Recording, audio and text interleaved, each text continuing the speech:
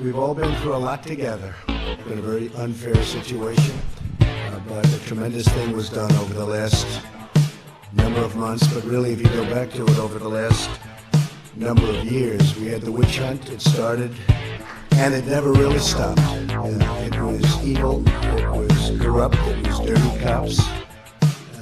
It was leakers, liars, dirty cops. It was leakers and liars, and it never really stopped. It was leakers, liars, it was dirty cops, and it never really stopped. It was evil, it was corrupt, it was dirty cops, and it never really stopped. It was leakers and liars, leakers and liars, leakers and liars, dirty cops, and it never really stopped. Dirty, dirty cops, and it never really stopped. Dirty, dirty cops, dirty cops, dirty, dirty cops, and it never really stopped.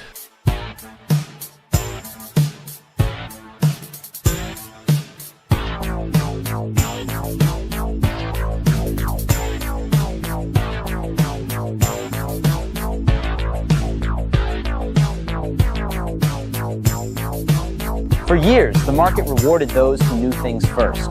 They called it illegal. Not anymore. Introducing Truth API. Tariffs at 2 a.m., you're already short. A pardon for a major shareholder, you bought at the open. Restarting the Iran war, you'll know first. Truth API. It's not insider trading when the insider sells you the feed. Just $100,000 a month, which, let's be honest, you'll make back by Tuesday. Truth API. It's fucked up, but real. Not available to poor people. Please remember to sign up for our show notes. With Civilization Cycle podcast, you can learn what to expect as society resets. Agriculture, economy, tech, and history all have mappable cycles, and these cycles affect every aspect of our lives. We can navigate the chaos and thrive together with up-to-date news and information.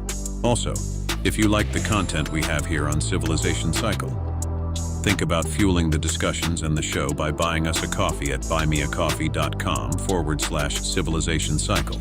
And thank you for all the support. Innovation through nature, Illuminated Digest. Balances and supports full, healthy gut microbiome, intestinal wall integrity, and normalizes blood viscosity.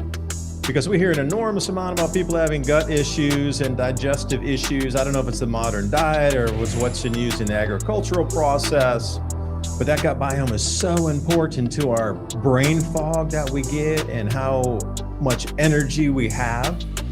And a lot of times if you got a lot of bad breath, it's because you got the wrong kind of bacteria that have overtaken the good bacteria in your stomach. Time to rebalance that back out, especially right now when we might need to be changing our food choices because of all the disruptions that we're seeing across the planet agriculturally. Illuminated Digest, proprietary probiotic blends, enzymes, herbs, and fulvic minerals. Try Illuminated Digest and see how good you feel when your gut biome is in balance. I love the products at Alpha Vedic. You support them, they support us. It's a win-win-win for everybody. And see how much more energy you have after trying Illuminated Digest. That link's in the description box below. Feeling the heat, the exhaustion, the withering, being out in the heat. The summer returns once again. Time to rehydrate. We got hydration that works as hard as you do. Perform Light, got sodium, potassium, magnesium, superfood recovery blend, vitamin C. And as Victory Nutrition International would say, recharge, replenish, recover faster. If you want to support this channel, support our advertisers. Fatigue-free summer, stay hydrated, Perform Light. Click on that link in the description box below.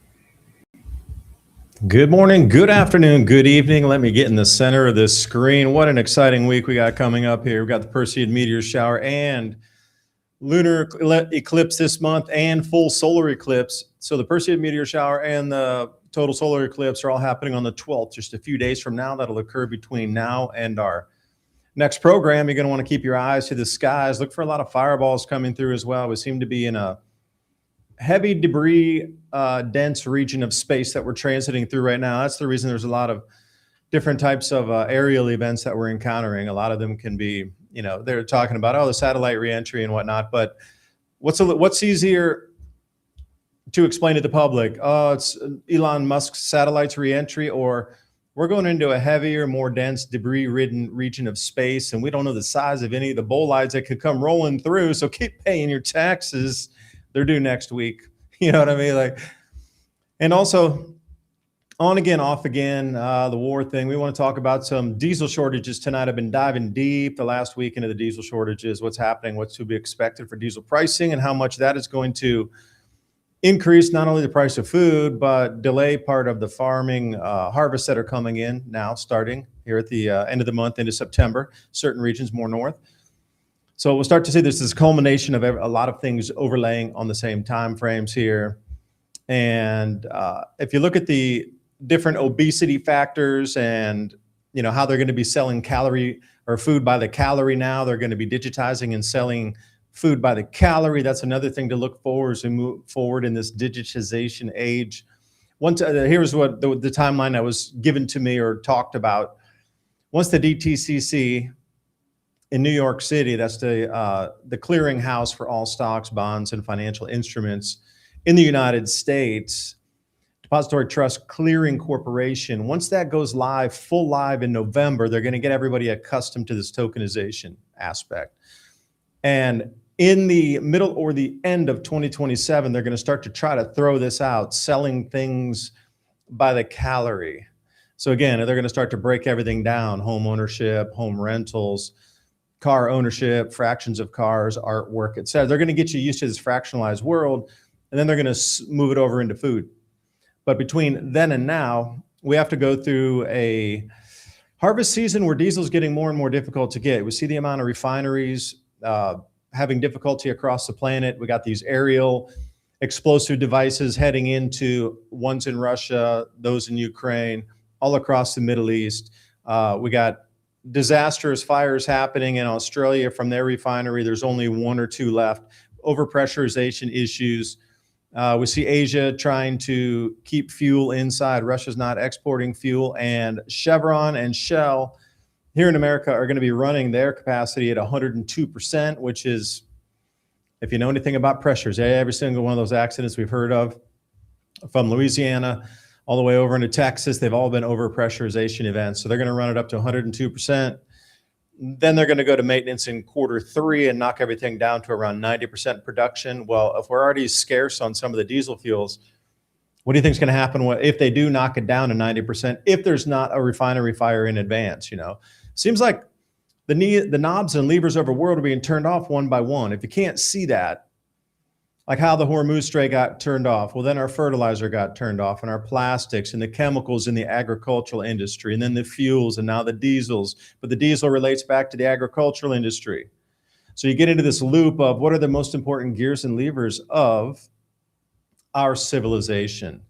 Well, if you can turn those off slowly, you don't want to spook the populace, because if they turned everything off in one day and just said no more, well, that would create chaos. But look at the slowness, the drip of it. On again, off again. When did this war start? How many months ago? And this incrementalism of things that are disappearing. The inflation keeps creeping higher. Fuel prices keep going. Food keeps going. And all the while you're told, oh, it's almost over. Just hold on till next week. Oh, it's back on again. So, it's to buy time for your, let's say, calmness for all of the events occurring. Because if people really are aware, like we're trying to do tonight, you're going to see that all things aren't hunky-dory. And these next 6 to 9 months, well, it's going to be just an interesting time with inflation, food prices. And, as we come into the harvest season, wheat and rice look the most heavily affected. You're going to watch those prices just go to all-time record highs. So far, analysis and analysts and those that are forecasters for ag and the ag space across many different continents are all saying the same thing: wheat and rice. So those are main crops, staples for a lot of people. So Ransom, appreciate you joining me tonight. I have a few slides to roll through. I know you do too. And if we hear any announcements today, I'm over in Taiwan and they're doing the missile tests. Here's my newest one. Air defense drill, just in parentheses, missile attack, seek immediate shelter. A presidential alert. Shall I show my presidential alert right here? Yay, so we got that going for us. So they're testing this system. They do it every year. It's not like the first time. They do it every year, but this year they're doing it 2 to 3 times. 3 times the normal. So what's that telling us now? This is the second alert we received. It's a half-hour process to try to clear everybody off the streets and get everybody into their shelters. Like, stay inside. Missile attacks coming from somewhere. Oh, it must be the soft cats from the moon missile attack, right? But this is an ongoing exercise here. So if you hear any more alerts like beep, beep, because when I was talking to Ransom, he was like, what is going on? Are you living in the Twilight Zone over there? So anyway, we'll see if any more alerts come in. Ransom, thanks for joining. And yeah, man, good intro. I love the beginning of the Trump song and the talk of the police being corrupt, because we live in such corrupt institutions right now. It's shocking, the corruption levels that we're seeing, and it just goes on and on. Nobody cares. And we got our friend the Monitor there, don't we? What was the name of that mythical creature you just showing up there? Yeah,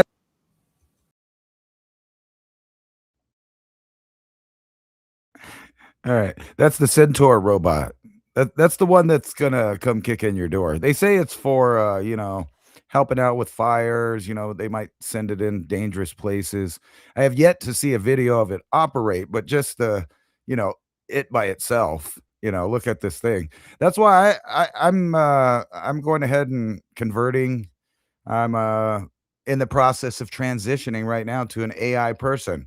I'm no longer going to be, someone subjected to worrying about these robots knocking down my door. No, but in all seriousness, that's what's going on around the world. Just as we predicted, a couple of years ago, the robot wars were coming, and then they came, and people are, they're acting like they didn't really notice that it happened.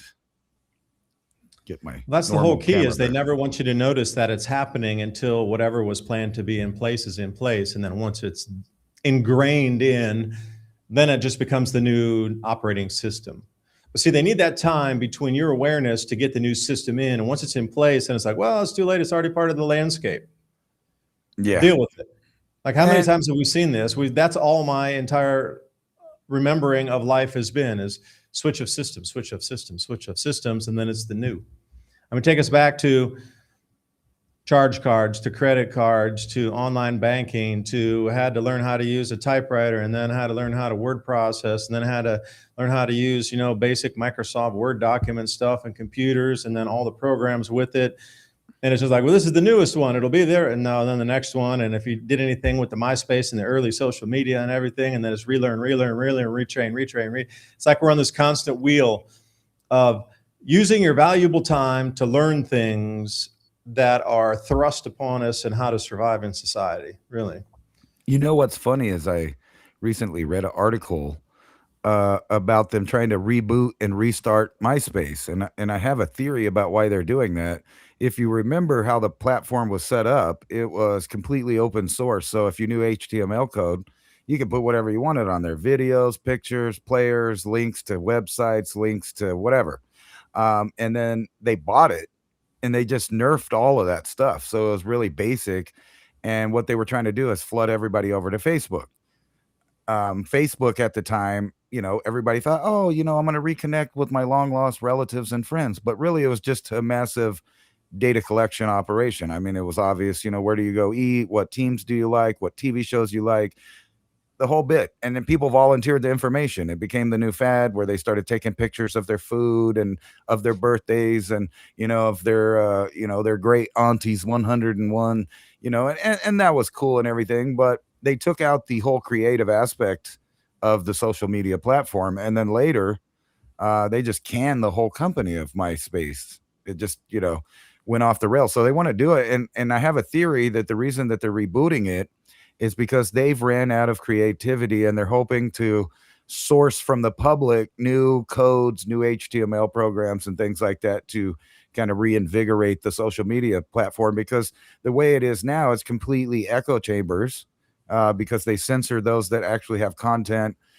They promote artificially those, views and opinions of certain groups or whoever really pays the biggest amount of money. And it's all part of the same, brainwashing campaign, if you will. If you watch, mainstream media television, like the airwaves and the cable news networks and all that stuff, you're getting the same information that slowly leaks out on Facebook. It's kind of, funny. People on X joke about, here's something that's happening that, the people on Facebook will find out about in 3 weeks and they'll be all upset about. But even on Twitter, it's little echo chambers. And everybody's really talking about nonsensical, social, taboos or trends or fads, or who they're following in the social media. They got all of the, the podcast bros. I don't feel like we really fit into that niche, because it's we talk about information. It's less about us personally as like a gimmick, like, kind of like they do. But none of them are talking about real serious things. They might talk about the war and, and some kind of drama between the two political parties or within the political parties. But they're not talking about upcoming famines, which is something that, you've been predicting for a long time. And if you guys haven't been paying attention, it's not that anybody's Nostradamus. It's just these groups say, hey, we're going to invent this. Then they start building it and they say, hey, next we're going to be able to do this. And then they do that. And people are still like, nah, it ain't happening, but it is happening. And it's all tied together with these upcoming famines. And I kind of wanted to talk about that because you touched on it.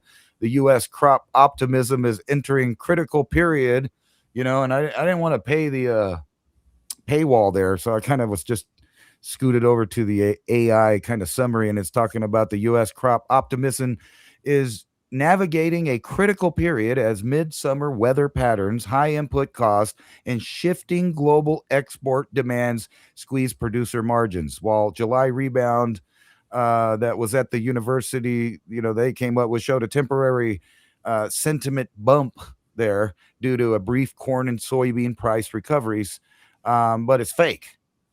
If you get down here, it's just speculating. And then when you get into it, they're not growing stuff. Persistent input cost, weather and yield uncertainty. Like it's all setting up for a big hunger fest.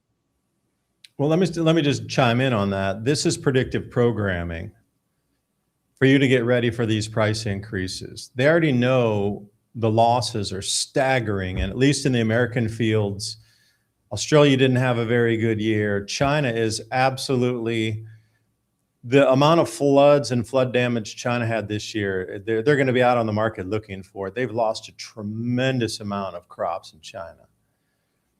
So if you look at a global total, wheat is probably down 19 to maybe 23% globally, less that will harvest this year than last year.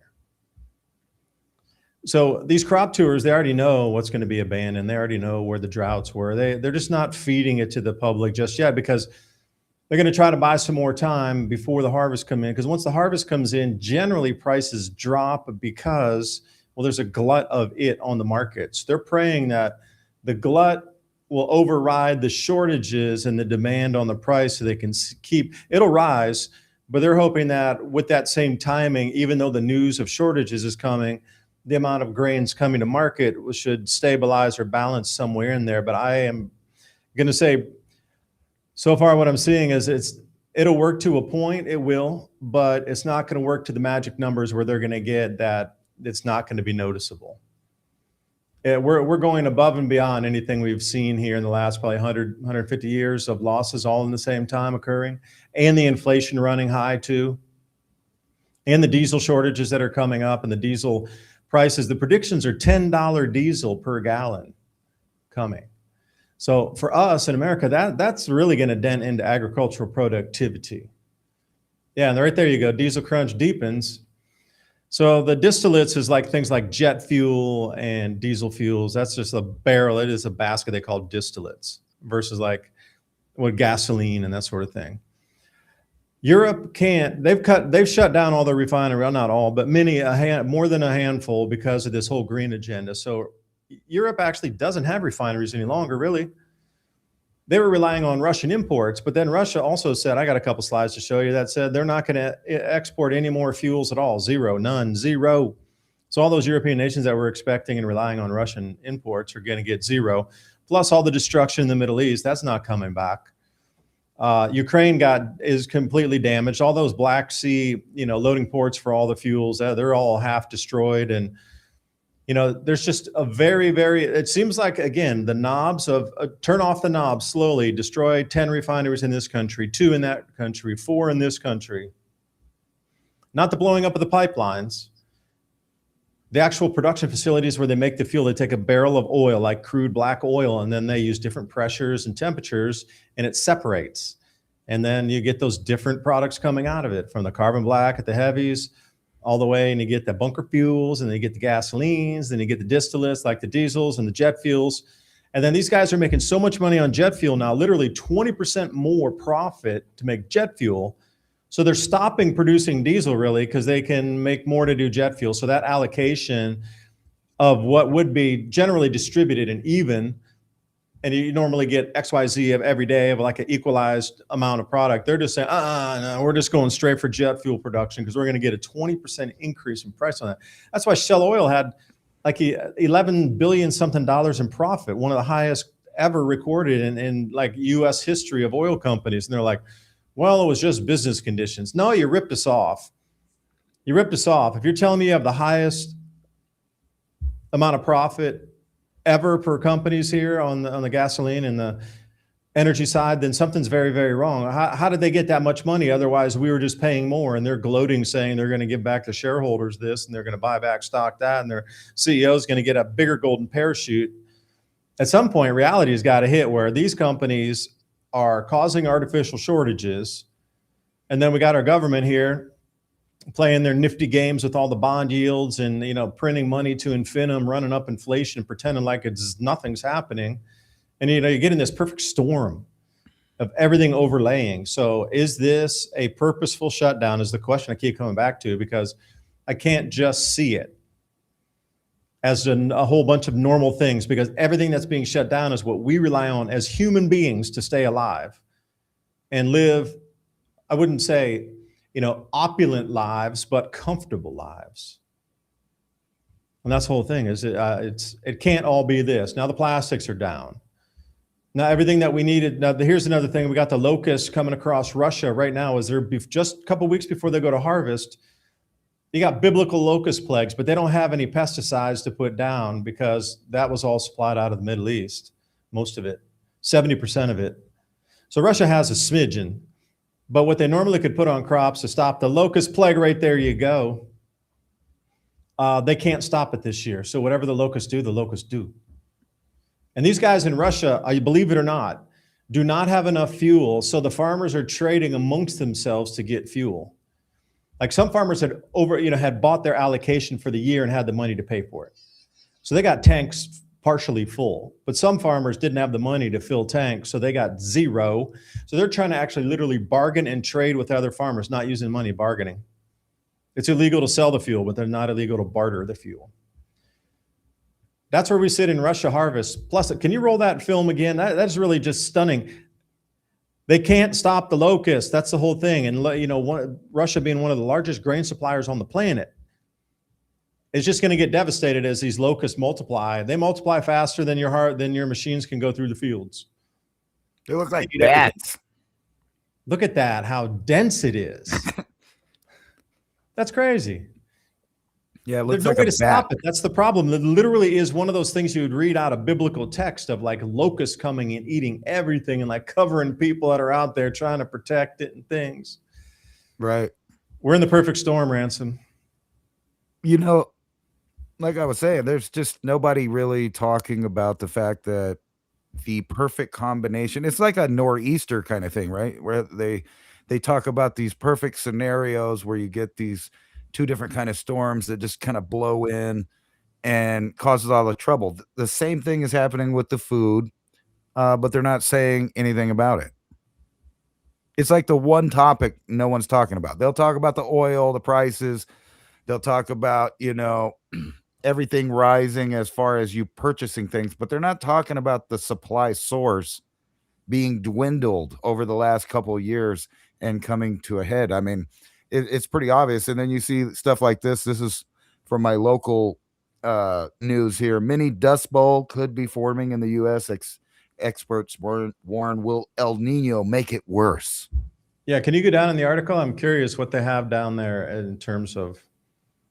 Oh, here's your U.S. drought monitor. Okay, that's July 21st. A little bit old, but still, it'll show you like that super dark red in the around the Four Corners area and a little bit to the east of that. That hasn't moved pretty much all season. Right. And It's still earlier in like the year, that. it was more toward the Mississippi River, where it's just jet red the whole way. And I mean, this is what you can expect through El Nino. So the forecast for El Nino, I can just remember I'm looking at the charts so much. November, December, and January is supposed to be the peak of the El Nino for this cycle. It's supposed to come in around 3 degrees Celsius above the baseline. But, a lot of the doomsdayers are saying it's 5C, 7C, whatever. That's kind of impossible. But anyway, this is going to affect, and what you saw with those previous, that's how the weather is going to change. It's going to get snowier and wetter in the Southeast United States. We get this dry phenomenon, which you just rightfully showed there. This is all natural. It has nothing to do with, ransom or I buying a motorbike and getting our fuels and stuff. But you can see the wet flow there. And that would be eventually this winter, Ransom, you're going to get some, more wetness down in there. It'll be wetter than normal, which is good for crops and everything. But the dry is the thing that's over the grain belts. But that dry is actually currently west. So it's moving from west to east. So this is what it'll be in the middle of the winter. Right. It's already kind of like this as far as it's wet down here. We keep getting monsoonal storms, but that's all localized. So while you might get a couple inches dump on one spot, 15 miles away, it's still bone dry. Really Too bad crazy. that couldn't be thinned out to like uniform rain across an entire region. Right. Instead, they just get a flash flood. And that's called geoengineering, bro. We don't do that.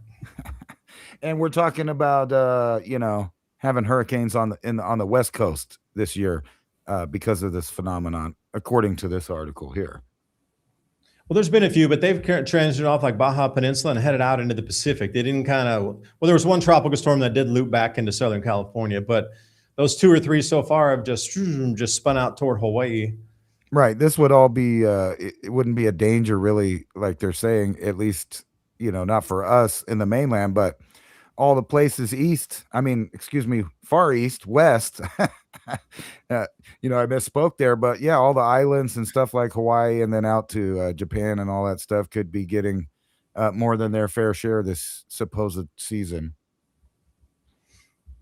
Hurricane season twist. Scorching summers may be speeding up how fast your body ages. Duh. Is there anything they can't pin to something else as a narrative? No, I just thought it was funny because they throw out these along with the I found this next to a global warming article, like in the same page, right? So you see this headline, and then you see the Earth's burning up, and you're thinking, oh my God, these people are making me age faster. The ones that are, burning up their air conditioners to destroy the earth. Well, I would say more like lifestyle choices. If you smoke, you're going to age faster. Like just simple choices, bro. If you eat a lot of fast food and processed foods and seed oils fried that changes their chemical composition, and you're grinding down fast food all the time, that's a lifestyle choice that's going to age you faster than anything on what this narrative is talking about. I'm wondering, does it count? We've been having a heat wave, but I've spent most of my time inside other than, going outside to do a little gardening and hanging out there at night when it cools off. I don't feel like I got that old here during this heat wave. This has to be only for those people in Europe, by the way, who are going to be, to kind of circle back to what we were talking about the diesel. because they hate the bad guy Russia, and they've been, making sure all of the fuel's cut off to them and turning off their own power, generation across the continent of Europe. And now we're going to have all these shortages. Guess who's going to be freezing their buns off after they, all of this heat, but because they don't want to use air conditioning. But you notice the government over there in almost all of those countries is using the air conditioner. Yeah, I remember reading that article about the EU Commission had to do an emergency shut off of their air con. Yeah. Right. And then they had to leave the building because there was a secure building, so there was no way to crack the windows to get any breeze in. But that alone right there was the hypocrisy. They were telling everybody else, turn on fans. Oh, here we go. There it goes. Another alert coming through. Air defense drill. The alert is not lifted. Okay. So that's what you get on your phone when they're doing these drills. So if you hear that, it's either a severe storm coming in, or they just had a big earthquake across the island, or missile launch has been detected from the cats from the moon. Sheesh. Maybe it's coming from that new Islamic Republic of Japan there. Have they got a hold of any missiles yet? No, I don't think so. Japan. I'm just kidding. I'm just kidding.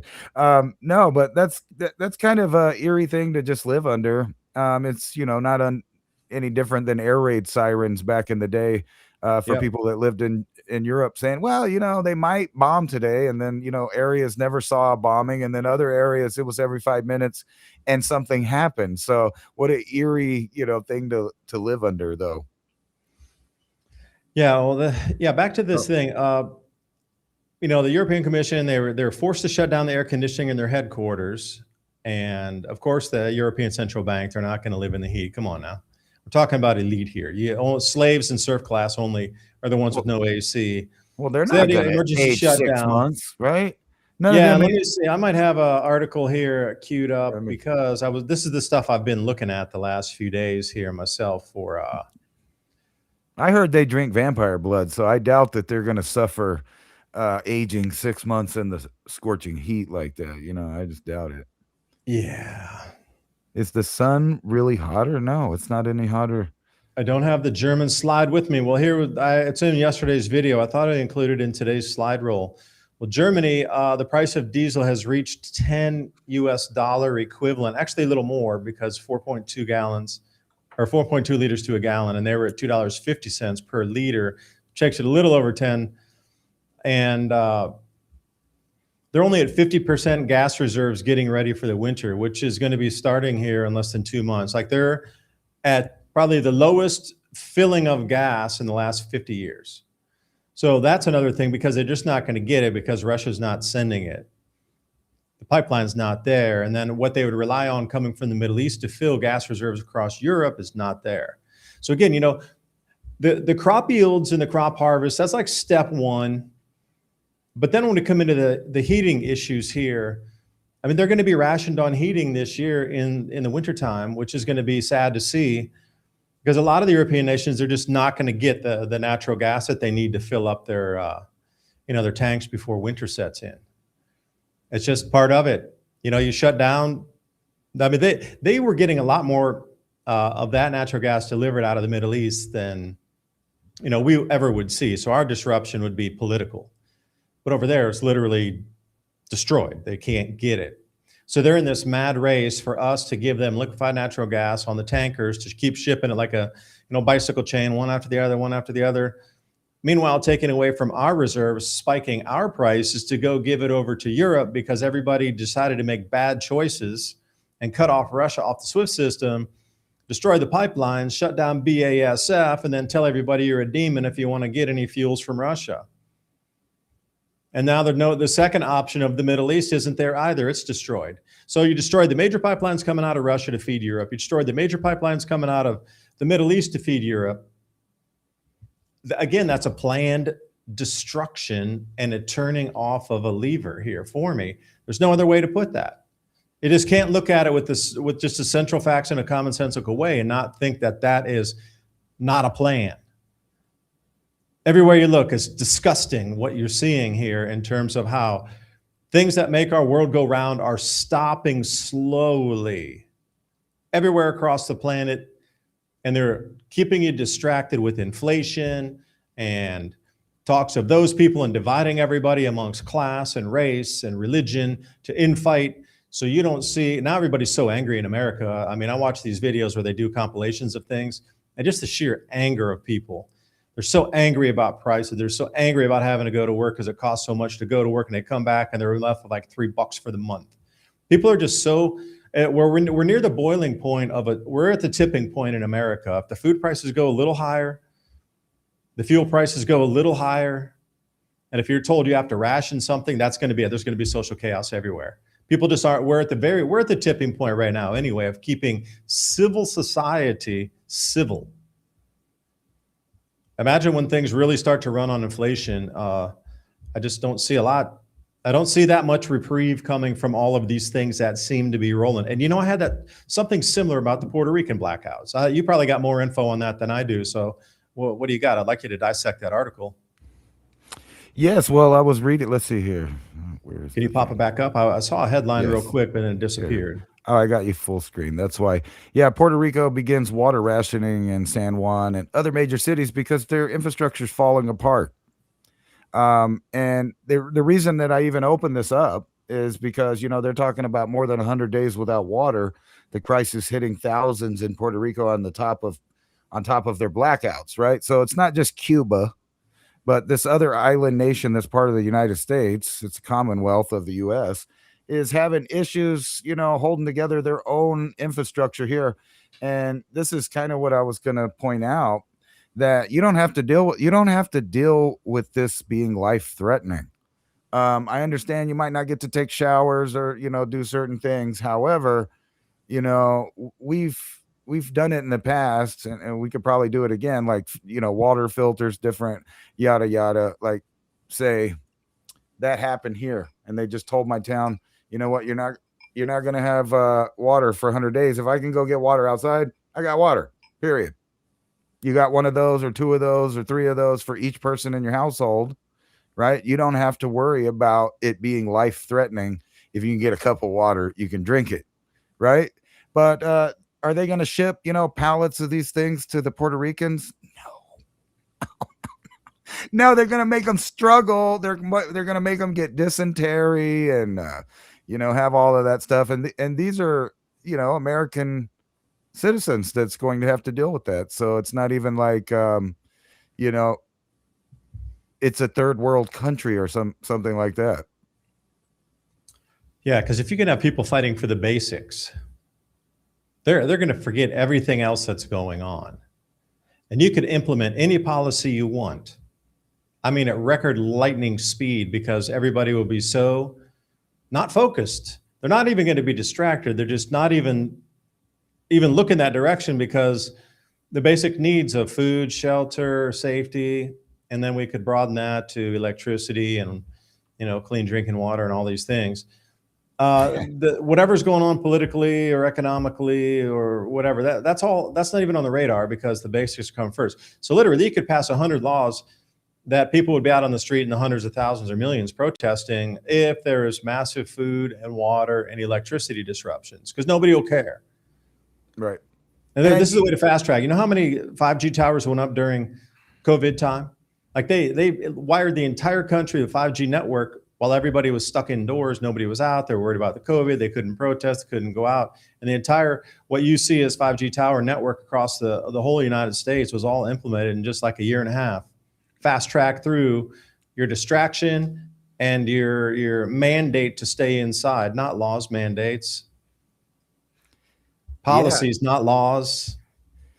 Most of what they use to make the little, at least where I live, I mean, most constructions like that now, you use PVC. And you remember a couple shows back, we were talking about the shortage and all the materials that make the water piping and all of that stuff being hard to get. And then you also have copper, almost non-existent on the market, right? So they're starting to trip out about the amount of copper out there, which is another thing that you make all kinds of water pipes and things like that. So it's very concerning that, here's another place right here in the US, New Jersey water utilities hit by cyber attacks. And you remember the onslaught of articles that was saying that we had to worry, and everybody needed to worry about the coming cyber attacks and the cyber attacks. And now they're starting to do that. And it's conveniently a good excuse for why things don't work. Yeah, well, how do you explain why something isn't working?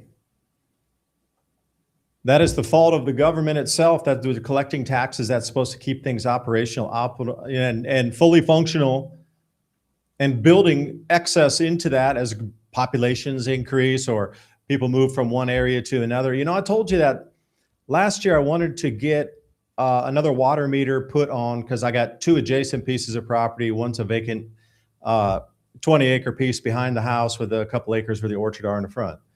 So it had we're on the last water main. So my house is actually the second to last water main. I'm on the very last one in the vacant property, it's just a wild space basically. It's a green belt, green zone. So I wanted to run a pipe, and then we have a gravel pad, like a 50 by 50 pad down. So in an emergency, you could drive a vehicle in there, or camp or whatever, plenty of turnaround space. It's packed. It's a gravel 50 by 50. I wanted to run water back there. So I talked to a water company, like before. I remember the new meter head and everything being around $900 to put it in. So I called and they're like, no, it's 4,000 now. I said, 4,000? It was like 900 and some last time. No, there's so many people moving in. It's a usage and a upgrade fee because we're trying to upgrade the system because we're already at like 90% capacity. Like those types of things, irksome at best, but at least they're expanding and they're trying to do something with the whole network there. Where other places, they're still taking the money, charging absurd prices, and it's falling apart. So there's a little difference on that. But the job of those local municipalities is to keep things functioning and expanding. We're at the point where everything's contracting, and they're still charging you money. They still want more. It's just baffling how there aren't just larger movements bringing people together in smaller communities where this continues to happen. Everybody's just so busy, though. They're busy with kids. They're busy trying to work double jobs. Inflation's running away. They're busy paying higher prices. It's just everybody's spinning. And I've seen so many people in videos and others talking about just how different the world seems right now. Time doesn't seem to have the same like movement of it did. Things seem to be speeding up for some people, slowing down for others. Prices running away. Everybody just seems more agitated. The level of civility or politeness in society is completely dissolved into nothing. People are just angry, flare off, and like not even anything will make people angry. The complete shutdown of like connection between people, the glazed over stares, nothing, even acknowledging another human is now sort of a crime where people just aren't doing it. Our world has really, really shifted after COVID. And I just don't see the shift coming back. It's just getting more bizarre by the day. I'm sure everybody out there can understand what I was trying to describe, just the distantness and the lack of manners and just ridiculousness of everything going on that we see. Right. I could roll on that for a while. Like, no, well, you start hearing all of these different things, and it accumulates on people. And not to mention, the whole psychology about media, movies, and stuff like that. They watch fake things with fake people that have fake dramas. Then they have fake emotions for those people in those situations that are fake. So whether it's reality TV or movies, or they're just watching the drama between the political parties or whatever it is, they're drained. So when they actually go out into the public, they're rude, they're irritable, they're upset. You know what I mean? So half of it's not their fault, and they probably have a bad diet, and they took all the latest medications and whatever else is ailing them. But back to this copper thing, I kind of linked it to the water, but really it's starting to be like a silver or a gold. It's a precious metal. And why is it getting so valuable, and why is it getting so rare? Well, just like the water and the electricity, it's going to these AI data centers. Like when you get down here in the article, Wait, look at that chart there. Can you go back to the chart? When's the last time we talked about copper? It was at 599 last time, a couple of yeah, weeks go to ago when it. we showed that chart. Now it's at 690. All right, so that's $1 up in 2 weeks. Right. Yeah, it's hot because you know why they're gonna give it all to the expansion of the AI industry, the one that's having the apocalyptic, bubble pop. But yet all the infrastructure's still rolling out because they know there's going to be several of these mad titans that own the best and the strongest AIs connected to these data centers with quantum computing.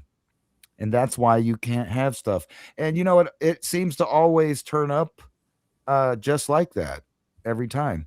Hey, And Ransom, you know, I'm gonna send you an image right here. If you're able to pop that up, it says why copper is used by our ancestors. I just sent it through Telegram there. And please join us on the Telegram channel, Civilization Cycle Podcast. You can join us over there on Telegram at Civilization Cycle. So copper's also a water purifier. And unbeknownst to me, if you take ingots of copper or copper jewelry, that sort of thing, and large nodules or spheres, and put it in your pool where the water flows through, you don't need a lot of that chemical, and you'll find after a couple of days of just leaving the copper in there, it would purify the water in your pool. Now, this is a whole secret, and I was shocked.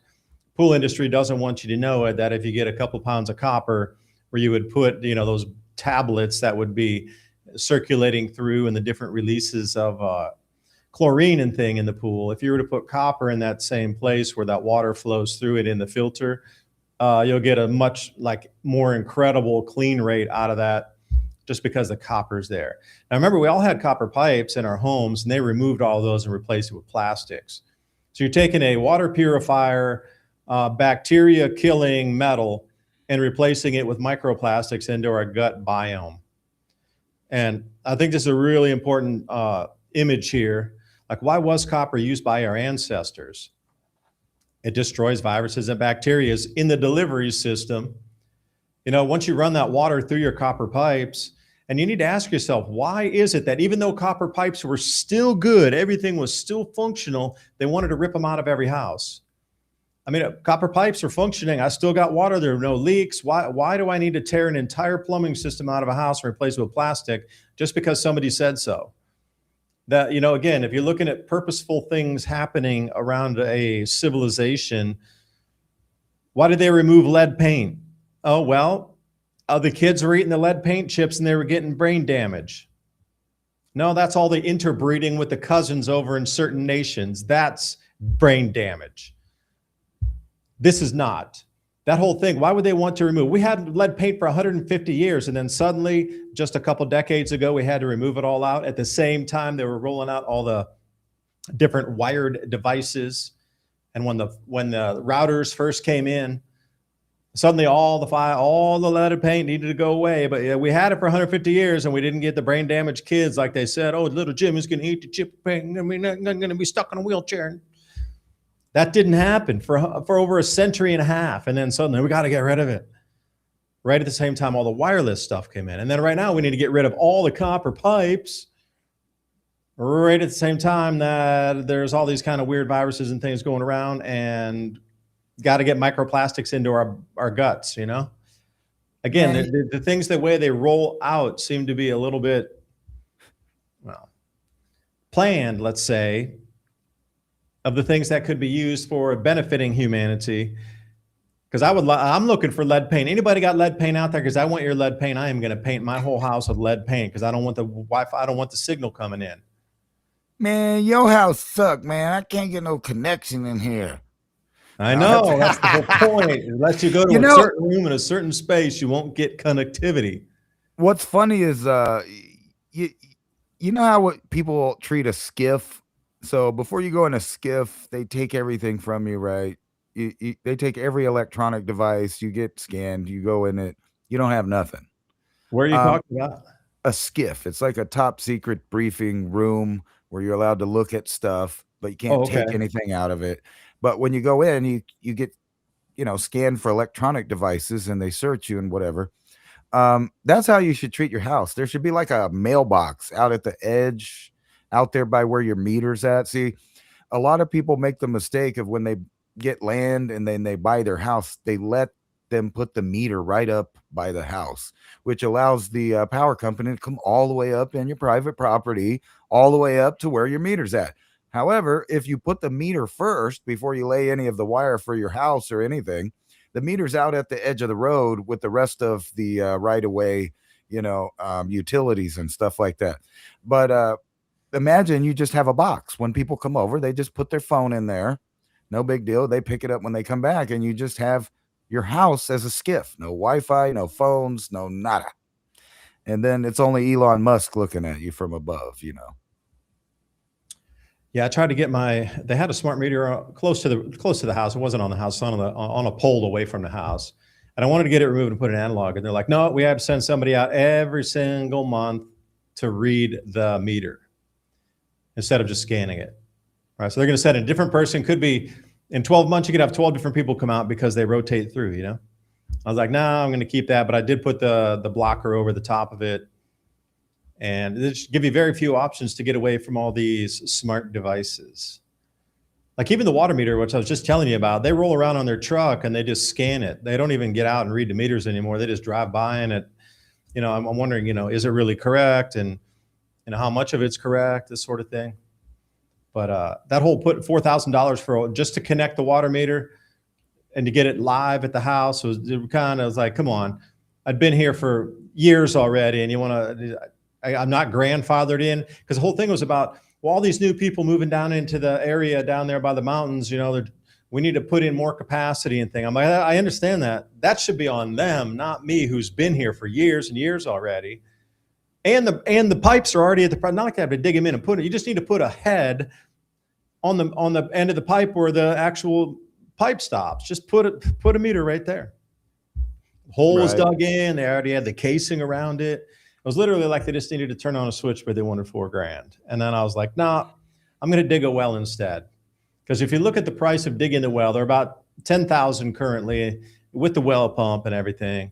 I was thinking, by the time I do that, $4,000, what if they raise the prices again and I'm there, used for 20 years, then I could get unlimited water for no price. We could irrigate our orchards and it'd be running on solar. So, then the cost input, like how much water, if we're spending $100 a month on water, like an average over $1,200 times how many years? 10 years. And that pays off by getting a well. And they have no control over that. So these things, it might appear that you're paying more in the beginning, spending 10 instead of 4. But in the long run, that actually will save you money, and you can control your water source as well. Just saying. Got to start thinking in this direction, man. It's just getting ridiculous on the amount of control out here now.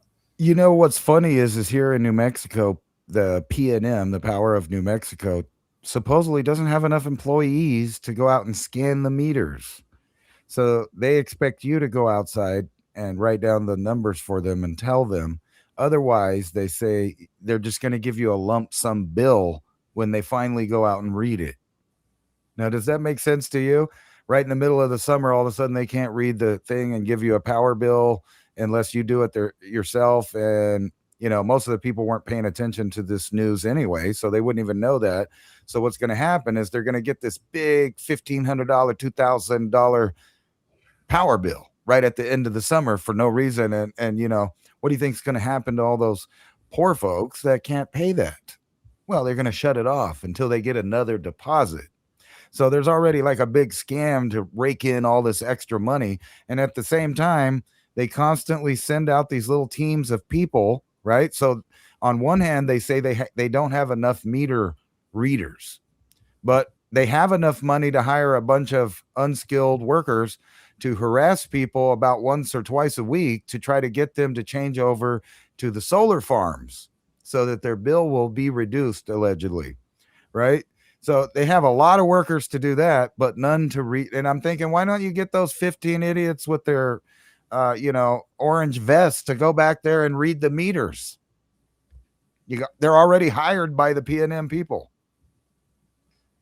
The way what you just described to me is just a different way to harvest more data from everybody. Because possibly, if you have to report yourself, maybe they don't have your new phone number or using two phones, and you use one that you didn't use before, and then they connect that. Or perhaps you have a different bank account that you just opened, or you just got a new credit card that you just didn't use yet, and then somehow you forget, and then you connect that. And imagine all the new data they can harvest on your banking, your mobile, and everything, that just from that one move alone, how much more uh, info can they get about you on that very simple thing of you need to self-report.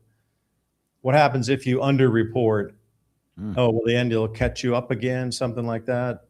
And then Are and you then are think, you deemed a trustworthy person? Because the saying goes, if I can trust you with something small, I can trust you with something large. So if you're going to lie on let's say your meter spun and you're like 14,320 watts or whatever, and then the next time and you cheat a little bit on it just to save some money, then maybe you're lumped into a non-trustable category versus being a trustable category. Because everything right, with social credit scoring that's inbound here in America, our system's moving to what China has. So all these things are lumped into the Chinese social credit score, believe it or not. Like your trustability factor, and if you're cheating on tests, if you're caught trying to shortchange somebody, business practices, if how you're deemed by peers in business as being a scammer, or that all goes into your file. Or this guy is above the board, you totally trust him. Every time I do something with him, it's a win-win-win, or her.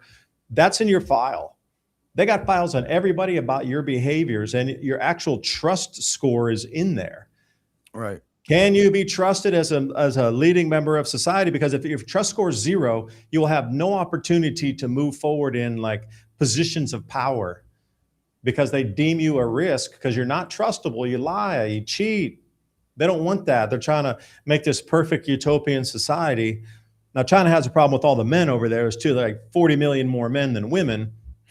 Otherwise, I'm sure we'd be into some sort of genetics program by now in China. Let all that generation die off. And once they come through to the new generation, genetics will be manipulated based on your social credit score. Watch it happen. They just can't because the demographics are too tweaked right now. But in the future, maybe not this generation, maybe next, but they're going to start going to eugenics and genetic manipulation based on trustability scores. Like maybe two people with trust, you'll be forced to have a baby together because they think those two traits will, infuse into the new baby, and you'll be forced to marry or breed based Right. on your social credit score. Yeah, it'll be Uh, like something like that. Because you two know, parents teaching the child the same thing of good values, good trust yeah. principles, how to handle money, how to be a good cog in the wheel of society. Like those kind of two good forces in on a child, you can't buy that. That it's worth money to a country to have that type of person. So look forward in future. I'm telling you, this is going to be a planned civilization moving forward. There's going to be no more freedom left. It's going to be a planned, top-down civilization from this point. And we're already starting Absolutely. it. You can already see it. Absolutely. And I wanted to touch on some ideas there. You were talking about the lead paint and all that stuff. A lot of people, including myself, thought, hey, that is weird that they took out all the lead paint and then, all of a sudden moved into this new technological age of Wi-Fi and wireless connection and wireless spying, microwave spying, and all of these other things. But, I thought it was more about that at first, but now I realize that was just, again, small potatoes. The bigger picture is what we were talking about on our last show, where they roll up with the truck and scan through your home. Now, they couldn't have did that if all your walls had, 3 layers thick of old lead paint because, you just paint over the old paint, you paint it over. They couldn't have did that as easily, but now they can. And think about that too. They've moved over to all these plastics to circle around about the copper tubing and the plastic tubing. Those are all things that would be blocking the view, obstructing the scan. So now the modern homes are basically, balsa wood, 2x4s, different kinds of paneling and insulation and stuff. But there's not too much hardcore stuff to stop any kind of scan. It's basically a hollow structure.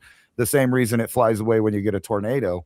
But I wanted to talk more about that because we got trained, and we'll start off like the next hour about this. The COVID lockdowns gave a glimpse of socialism, and Herb reminded me about that I was going to say that about the paint too, is that it's a whole plethora of things that they might not have been able to do if people continued to build and maintain their homes in the way that they used to. Just think about the old big shingles on the house that everybody used to use, the asbestos paneling and shingles.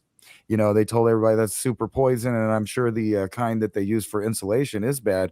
But what about those old solid panels that they used to cover the roofs with? And they even had asbestos siding panels for the outside of buildings and stuff. You remember all that stuff? And it would last like forever. Matter of fact, as working for the siding company, I removed a lot of that stuff.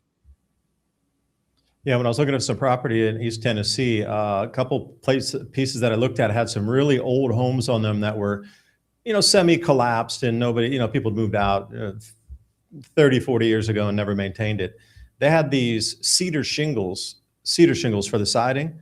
They were all still good. Just even the cedar shingles on the siding of the homes that were dilapidated and collapsing were worth tens of thousands of dollars at today's price, when you're paying big money, $15, $20 for one of those things. I mean, the things we're throwing away and getting rid of, then you have to buy it new. And Ransom, when we come back, I saw a comment last week about, you think those kind of signals could go through concrete? Like if you had a concrete block house, could those same penetrating signals go through the concrete? So we'll come back right after this short break. We're going to continue with the conversation. Please join us.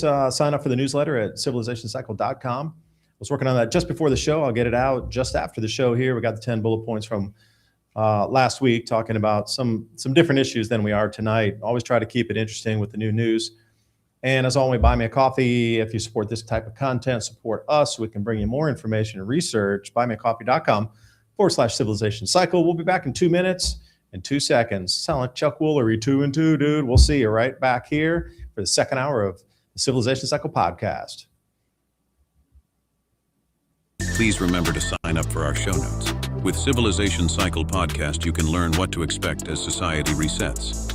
Agriculture, economy, tech, and history all have mappable cycles, and these cycles affect every aspect of our lives. We can navigate the chaos and thrive together with up-to-date news and information. Also, if you like the content we have here on Civilization Cycle, think about fueling the discussions and the show by buying us a coffee at buymeacoffee.com/civilization cycle. And thank you for all the support. Innovation through nature, Illuminated Digest balances and supports full, healthy gut microbiome, intestinal wall integrity, and normalizes blood viscosity. Because we hear an enormous amount about people having gut issues and digestive issues. I don't know if it's the modern diet or what's been used in the agricultural process, but that gut biome is so important to our brain fog that we get and how much energy we have. And a lot of times, if you got a lot of bad breath, it's because you got the wrong kind of bacteria that have overtaken the good bacteria in your stomach. It's time to rebalance that back out, especially right now when we might need to be changing our food choices because of all the disruptions that we're seeing across the planet agriculturally. Illuminated Digest, proprietary probiotic blends, enzymes, herbs, and fulvic minerals. Try Illuminated Digest and see how good you feel when your gut biome is in balance. I love the products at Alpha Vedic. You support them, they support us. It's a win-win-win for everybody. And see how much more energy you have after trying Illuminated Digest. That link's in the description box below. Feeling the heat, the exhaustion, the withering, being out in the heat. The summer returns once again. Time to rehydrate. We got hydration that works as hard as you do. Perform Light, got sodium, potassium, magnesium, superfood recovery blend, vitamin C. And as Victory Nutrition International would say, recharge, replenish, recover faster. And if you want to support this channel, support our advertisers. Fatigue-free summer, stay hydrated, perform live. Click on that link in the description box below.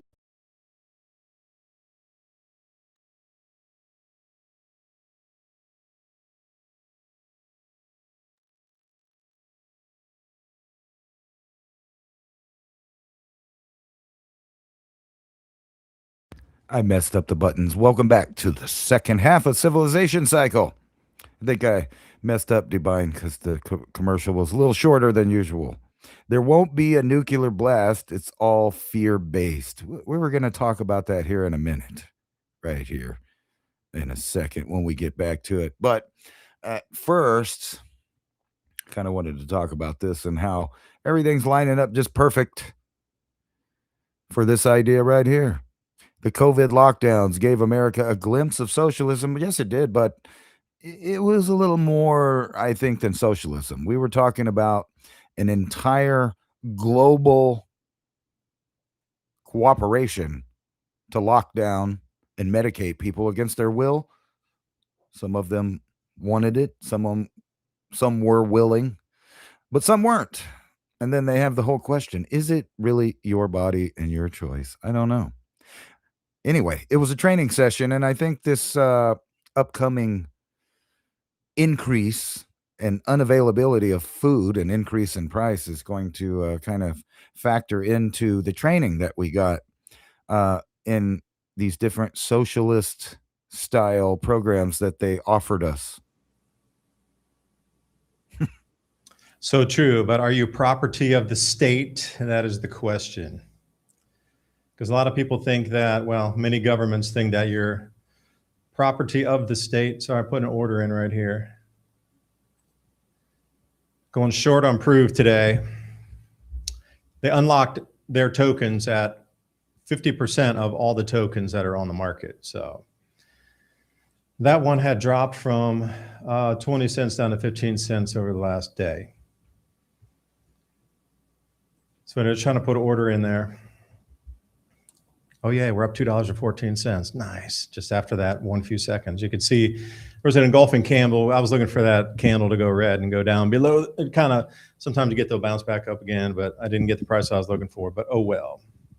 Speaking of that, we're talking to people in Chicago, trying to think about how to use this information we're giving you on the show. And we're in talks with some people in Chicago that might want to come on with us and utilize the information that we provide in this show. And I'll leave it right there until our discussions continue on the weekend further with the CME people. So is your body yours? Because in China, it's not. It's property of the state. Absolutely, unequivocally, without a doubt, don't even question it. You are owned as property by the state. Even if you don't live in China, the Chinese that are outside, they are property, and they know they are. So if they're required to come home, or if they're required to do something for the government at any request of anything, they will always abide and say yes, because they got family members that'll be arrested and organ harvested, or just family members will lose their social credit score, they'll lose their jobs, lose their homes, lose their apartments, can't travel, if they say no to the requests given to them as they're overseas. You need to come home. You can't live in America anymore. Okay, I'll be on the next plane in 20 minutes, man. Like, the social credit score that exists in China is all encompassing. And there was no refusal in China for the vaccine. None, zero. You did it, or you couldn't get home because you didn't have your code didn't turn green, that you have gone and got your compliance code and scanned your QR code and got the latest whatever. You couldn't even get into your apartment because everything is now is a gate. You're living in a full-on open-air prison in China. You have to do a QR code scan even to open the gate to go into your massive complex, like that 10,000 people live in these buildings, massive multi-story buildings in enclosures, but every one of them is enclosed no more than a different zoo exhibit. So when you go in there, you're not even allowed in if you don't have the latest whatever updated on your app. It literally won't let you go through the gate. So those that didn't get whatever was required to jabba dabba do, they were not even allowed to go home until they got it. 100% compliance, 100% of the population. Well, at least the normal serf population, the slave class. Because at the top there, they weren't doing that. And here too, damn well at the top, our people weren't doing that either. It was only for the removal class. So who owns what? And socialism is a terrible thing anyway. It never worked. Yeah, I always like Gerald Celente. He's so funny, man. He's like, you can always vote your way into socialism real easy, but you always need to shoot your way out. It's always the same through history, and people still think that it's just going to work this time. We have entered a very dangerous stage across the planet, specifically in America, where this AI entity, as it comes in, as the more and more of these things come forward, and the more control that this thing has, you're going to be required to do more compliance, this, that, and there. You can see the track where this thing's going. At the end of it, though, if we do come into something like a social credit system that they have in China, it's going to involve, and I lived and worked in China for a few years, and I thought, as this system was coming in, it's impossible that they're going to get the 80-year-old grandmas in the countryside to get smartphones to be able to do all this garbage. And then even nobody ever used anything electronic in the countryside. They all had cash. They had cash in the match. Everybody had cash. It was like a cash kingdom. You go there, you couldn't even use credit cards. Everything was cash. You either had cash or you couldn't travel. There was no such thing as like scanning cards out in the countryside in these more remote places. It was all cash. That's what made me so skeptical of the system they were talking about in China. I'm like, man, they're never going to do that. You got hundreds of millions of people that they're all on cash. They don't have electronic devices. A quarter of the population is never going to get pulled into the system. Ha ha ha, the joke was on me. Everybody has a smartphone. There's no more cash, and everybody's in on the system. They were forced to, by applying the thumb screws to those family members that were outside the countryside living in the cities. You were the ones that were supposed to bring that system back to your family and convert them over to it. And you, the worker, you're in the city in Shanghai, you're in Beijing, you're in like Chengdu or Nanjing or somewhere. You're down in the Pearl River Delta, you're down in Shenzhen. You need to bring the money home and buy that for your grandparents. That's your duty as a Chinese citizen, is to buy the device, to take it to your grandparents, teach them how to use it. And that is your duty to do it. And if you do not, we will dock your social credit score. We will knock your points down for non-compliance in the system. That's how they did it. That, because these grandparents, those $1,000 phones, or, let's say $800 US, are you kidding me? That's so far out of the range of anybody to be able to buy that was living out in the countryside. I'm talking rural, remote, kind of like poor, very agrarian, poor society. It was super fun out there traveling, man. You walk through and they'd be like, dude, where are you from? You're like a space alien dropped in. It's cool. You speak Chinese, welcome, It was really cool. I love traveling in China, really remote. Cities were good, but remote travel in China was awesome. I mean, there was so amazing history that they hadn't destroyed yet, like the pyramids out past Xi'an and Yuanyang and going way out that way. There's all kind of ancient megaliths and just underground cities and buried ruins. And it was archaeology, man. It is a dream to go over there and travel around. More remote spots, you could really just like climb on everything. There's no fences, you don't have to buy a ticket for anything. Like those kind of places. Unknowns on a map, unless you could read Chinese to see where the place is. And you got something and a glimpse about it.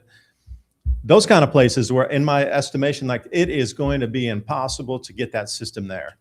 Well, it is all encompassing. It's everywhere. So for our country, it's going to be so much easier because everybody's already there with their smart devices. It's not like you have to convince people to do it or get your, the sons and daughters working in New York or in Atlanta or somewhere, Savannah, to go get money to then take out to their rural grandparents to buy them a smartphone to get them on the system. Like they already got it. Like to implement the system in America is going to be way faster, but they need the cause and provocation to get people to flip the system. What is that going to be? Because we're going down there real quick. We're getting pushed that direction. So what's the catalyst going to be? Economic collapse, where we have to, suddenly switch systems to all digital because the old one didn't work and we can't quickly enough adjust to the old system, but we got a new one that'll work to get us through this financial new Great Depression or something. It's going to be something like this. Is it going to be because food gets too high and you need a digital rationing card and we got to get the system? Because we got to know one for one. We got to make sure everybody gets just one loaf of bread. Those bad people got 3 loaves of bread. You got to get on the social credit score system to make sure they only get 1 loaf. Please, everybody, sign up for the digital rationing card. It's going to be on your phone. It's going to be something like this. It's going to take a mass, big, giant event, bigger than 9/11, way bigger. It's going to have to be something that it's all encompassing, that happens in like a week, that transitions the system instantly. And because everybody's already electronic in America, it'll be fast and boom. It'll take just a couple months to get everybody to the new system. You learn it, like in China, they learned it or they starved. They learned it or they couldn't get on a bus. They learned it or they couldn't rent a house, or the government was going to take their house away unless they got on the system. They made it so urgent that your basic needs of shelter would be taken away if you don't get the new system. Your basic need of food would be taken away, and transportation. Couldn't get on the bus because they put all those scanners, even in like the super remote place. You had to get on a bus and they had all those high-tech things, and nobody, what the hell is this? No, you can't get on the bus unless you scan your code, because only people with a score of 500 or greater can get on a bus. We don't know what your score is because you don't have a phone. And they just put the thumb screws on instantly, and everybody had to abide and get the phones to get into the system, to do the basics of life. Like, they really made it that hard on people for weeks and months, and everybody just complied, and it didn't take very long. This is what's coming for us. So, what is the next thing? Oh, and Ransom, my question for you was, with the concrete walls, instead of, could the scanning radar see through the concrete walls versus lead paint walls? That was what I wanted to start on for the program. Excuse me for my rambling, but we are in a dangerous, coming right into socialism, credit score based America. And if you think, oh, we're the freest country, we got all these rights under the Constitution, you are full of it. You saw what happened in COVID. You didn't have anything of anything. You were just, they were rounding people up. They were arresting people for not wearing a mask. Come on. Couldn't go in stores. You were denied. You were arrested for going in a store without a mask. Come on. You lost your jobs. Like, you really think you got freedom in this place? You're just a slave class like the rest of us. Everybody's a serf.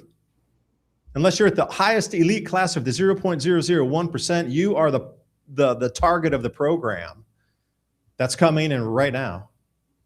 And hey, happy Thursday night, everybody. Anyway, Ransom, I was curious what you thought about the concrete thing. Yes, you can absolutely scan through it pretty easily. I mean, you can use LiDAR, ground penetrating radar. There's other high frequency stuff you can use. Like, they literally have a concrete X-ray radiography that basically just puts little images on film or whatever sensor you have hooked up to it on the opposite side, and it has a good resolution of all of the internal structures. You got electromagnetic induction that can scan through it, ultrasonic pulse echo, and on and on and on. I mean, there's just many different ways. And someone said, hey, this revolution can't happen if you don't have a phone. But guess what? Where we're going, you don't need phones, because soon they won't need a phone to hook you into the system. Now, that has nothing to do with this article. However, I wanted to loop it around to when you were talking about this emergence of the AI and how it controls everything. Artificial intelligence used to design a brand new virus, but don't worry, supposedly it won't, hurt you. However, they successfully got it to, fully functional virus there that replicates itself. What could go wrong, right? And, all of this is going to be used in conjunction with this, training that you got from the COVID era. The socialistic training emerges right into this AI technocratic system. And if you don't think you're going wait, Ransom, please go back to the article you were on there and look over to the right. Mm-hmm. See where it says right there, illegal working arrests double in 2 years. This goes right into it. A lot of those arrests are targeted directly at the people that are working in the food industry, and also those that harvest our fields. So that started this year too, right along with the diesel shortages and the fertilizer, and then all this ICE action going in. Now, you think all those people that are out in California and other places in the West are going to, how many of those have been arrested and removed that actually take the food out of our fields and get it into boxes to market? Like, that's a disruption itself. Not a lot of people are talking about. But it fits right into how many layers of this cake can we go to disrupt our world right now? That's just staggering. Lots. We can go through layers. And if you think it's going to end anytime soon, you're really just kidding yourself. Because, people are starting to try to make agreements around the control mechanism that basically initiated this conflict. Trump out of the New Deal to reopen the street. Now, not only that, I'm sure you guys have heard a lot of rumors about us running out of munitions, but if you got a longer memory, you remember probably about, I think 6 months ago, I told you that they were going to uptick the production of those munitions about 10 times. And I even pointed out, because, usually They say we're going to double our efforts, but they said 10 times the efforts. That means right now, somewhere, lots of stuff is getting made right now. Lots of bombs, lots of kinetic warfare is being created. And I think this is a fake out to America's enemies and to the public, making them think that don't worry, the war's going to be over soon. They're running out of missiles. We got to save our missiles. We'll pull back. No, no, we're building plenty of them. Oh, And wait, and then not to mention too, the excuse for the wartime footing of the conversion of our auto industries and all those fabrication plants over into military use, right? So that's all part of it as well. So, how can they convince you that we need to turn our automotive industry into a weapons manufacturing industry? The only way that could be is if this perfect excuse right here. We got to stop manufacturing cars. Like, look what happened in World War II. Every industry moved to wartime munitions production or aircraft production or Rosie the Riveter, whatever the hell it was. We're seeing the same thing happen again. That woman just died like 3 days ago, 4 days ago, something like that. Anyway, Rosie the Riveter? Yeah, from the picture. I didn't know that. I was just using an example. That's all I know from the time of the. Yeah, that's funny, but I remember already a couple articles that I mentioned that is the course of the Trump administration, and those talks were already in the works to change over the auto manufacturers to build wartime supplies. So that's already in the works. Trump denies the munition shortage. Of course, that's kind of how these things work out. They say they are, they say they're not. It's to keep you confused in the public.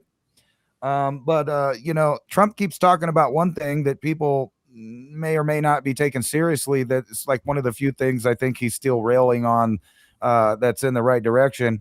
And he's talking about resurrecting the Red Scare. Everybody's saying, hey, he's just resurrecting its old tactics.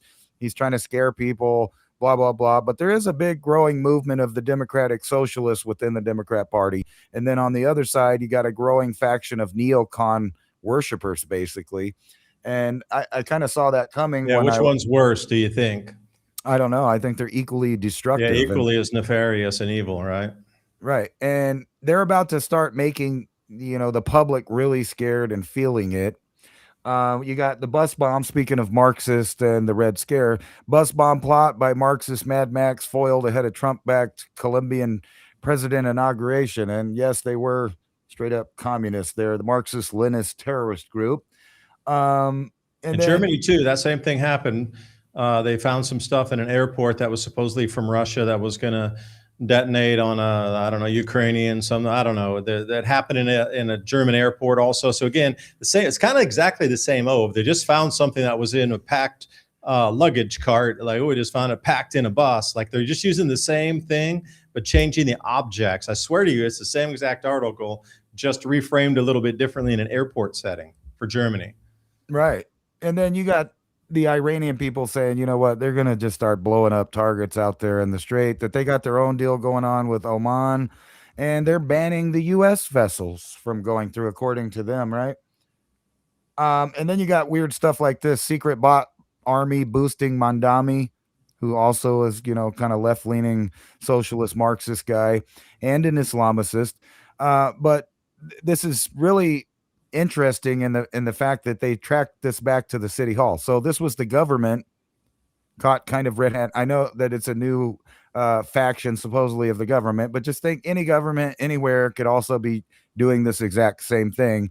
So they got a secret bot army out there trying to sway the public's opinion or make them think that a truth isn't true, or that a lie is true, or whatever it is that they're trying to propagate on people. They're using the AI just straight up like a cyber attack on human beings, right? And you're like, well, how could that go wrong? Well, the Federal Communications Commission scrapped limit on broadcast TV ownership, which means there'll be even more of a streamlining of the AI media companies and the television broadcasters. So you're going to get more and more of a unified message coming out of the ministries of truth around the world.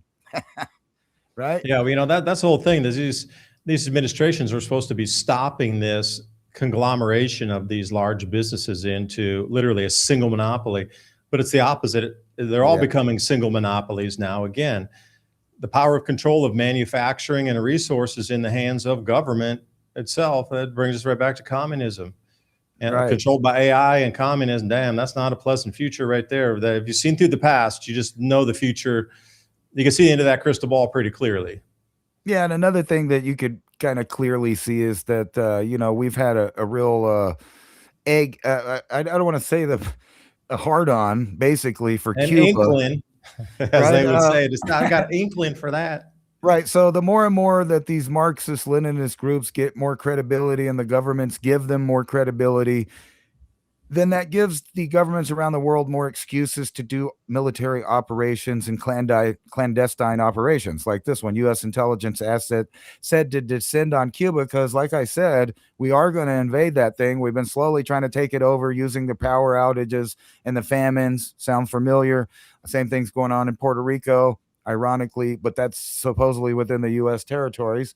You got the CIA setting up secret task force to pressure Havana, right? Because we want them to switch over to us. And let's get into like how it circles around to this AI kind of thing. You're seeing more and more of these headlines, like I predicted, that the commercial sector of business would get control over the airwaves, and that the only way that they excuse me, not the airwaves, but the airways and the airwaves, right? So both the communications and literally the three-dimensional space above your head. DoorDash wins federal appeal to fly its own delivery drones. So that's going to be happening more and more. And that's going to be more and more of an excuse to have this full AI takeover of all traffic on the ground and in the air. So all of these predictions are coming true. And And let then me I ask think, you a question though. So if DoorDash rolls over my property and drops, or its drone crashes in and then burns down my house, I mean, who's responsible for that? you'll probably, get some insurance, kind of like an auto insurance where you don't really fully get No, restitution but DoorDash should from be it. totally responsible. It was their drone that caused the accident. Right, but you'll have to deal with their insurance company that is going to fight you and not want to pay out what you deserve. That's just like any other industry when they have insurance companies involved. Whether it's the police doing something bad, they got their own insurance that'll take care of that, right? Um, How and about a then 20 here, gauge? oh man, you got to watch what you're talking about. But anyway, You're I not allowed think to do that, boy. this is what you were talking about. Another drone bombing supposedly marks dangerous escalation for Europe. I think this is the exact one you were talking about. Initial evidence Yeah, that's suggests it. The cargo aerial plane drone. that was supposedly from Russia in a German airport. And see, it fits exactly the same. What they found the bomb of the thing and the Trump and the trunk and the bus. Just Right. switch it over here into Germany. Now it's the same exact thing. It's our aerial drone found in a cargo container in the airport that came from Russia. Of Right. course, it came from Russia. Where else would it come from? Well, whether did or didn't, it doesn't change the fact that that allows them to create new legislation and Yep. forward their programs, especially when it comes to controlling the airways. Again, even in Europe, because you got this constant threat that you said, what's that event? What's that singular event? There might not be a singular event. There just might be an avalanche of these little events that allow them to just paint a picture for the world that is too dangerous for this or that or the other thing. And that's the reason you're not getting deliveries. That's the reason your freedoms are limited. That's the reason you have to pretend like you're in a COVID lockdown, even though, or maybe it's just the AI created a virus, even though, it said that that can't hurt humans. But how hard would it be to design one that hurts humans? Obviously not that hard, because the field of bioweapons has long been around, right? And then, Well, that's another whole reason to put AI in charge of everything. So what you just described in the latter there does not happen. Just put it all in charge of everything. That way right, there'll be no problems. customs, all of it, right? Yeah. And Put it and they're all gonna under control of AI. and Damn, they're that gonna sounds like Skynet, my friend. I think I have been pre-programmed with that in a few movies through the years. It is. And, our government's announced that they will be policing with robots along the border, and certain towns are buying robots, and sheriff's offices are buying drones and robots to spy on you, scan your house. The freedom is literally evaporating around every one of you, whether you want to believe it or not. It's happening. It's just the way that this technological system would roll out.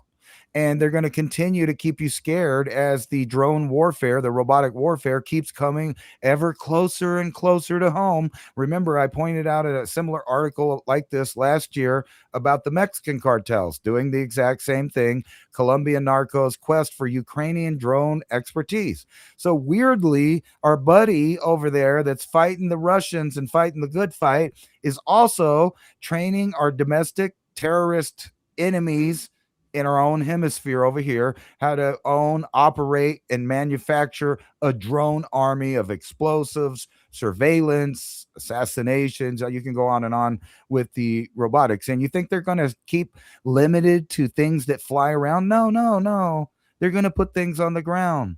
Automated cars. There's a thing called the Flea that the U.S. military has that can jump up a whole story, land on the roof, roll around in your house, and take you out and then leave. And no one will even know it was there because all your surveillance shuts down miraculously. That sounds like a picnic basket full of goodies on a Sunday afternoon. Fill it up.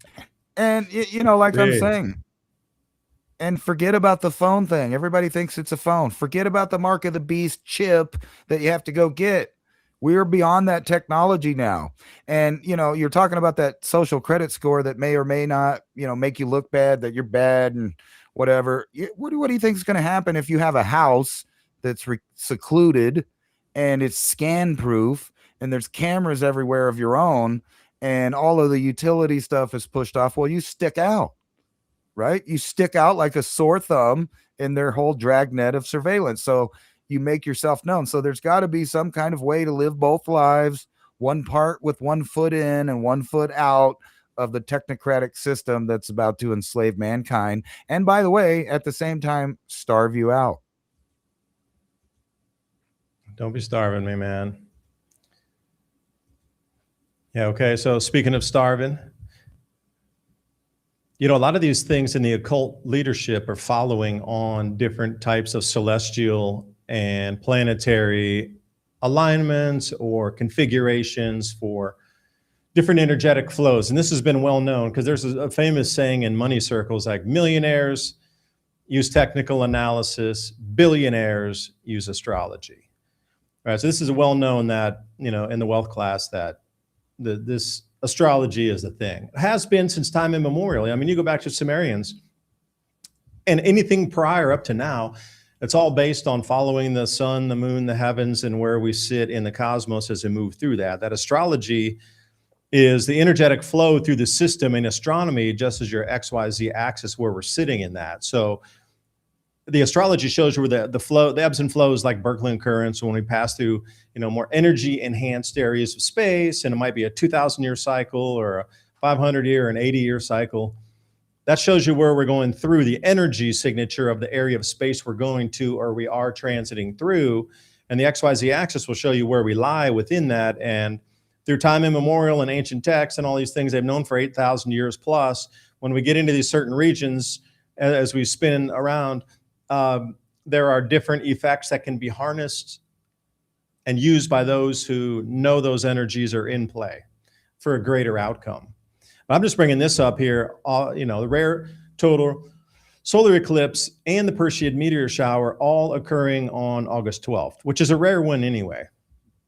So I'm not saying there's extra energies involved with this just because there's a meteor shower and there's a solar eclipse.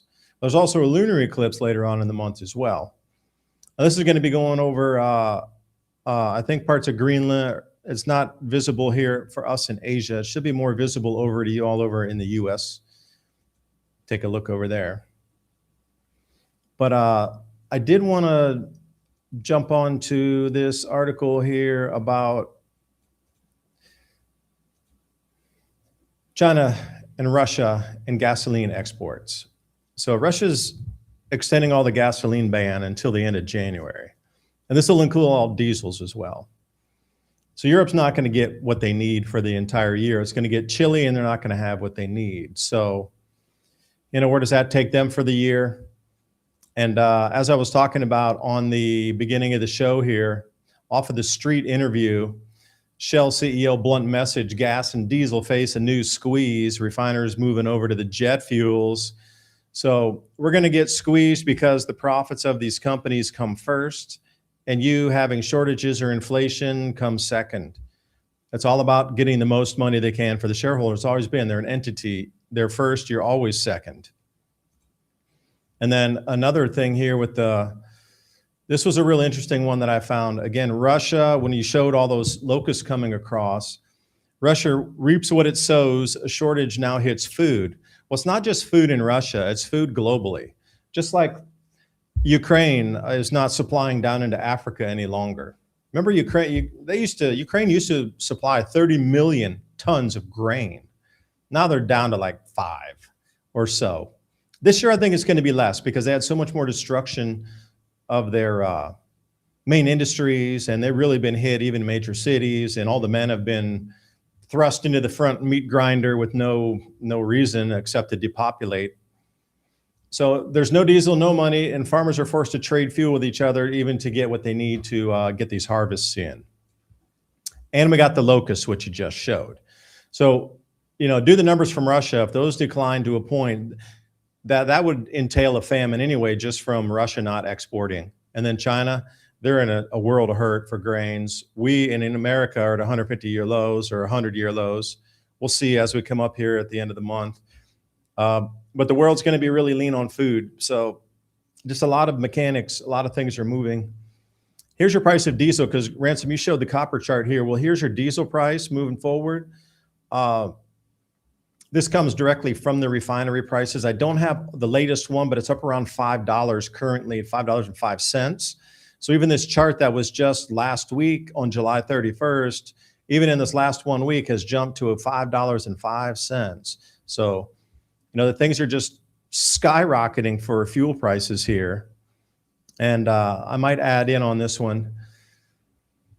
This comes from the Shell CEO and talking about specifically the refineries are now prioritizing products and jet fuel. So there's going to be a shortage worsening and the supply pipeline narrows without that many people noticing it because they're going to move their production shift.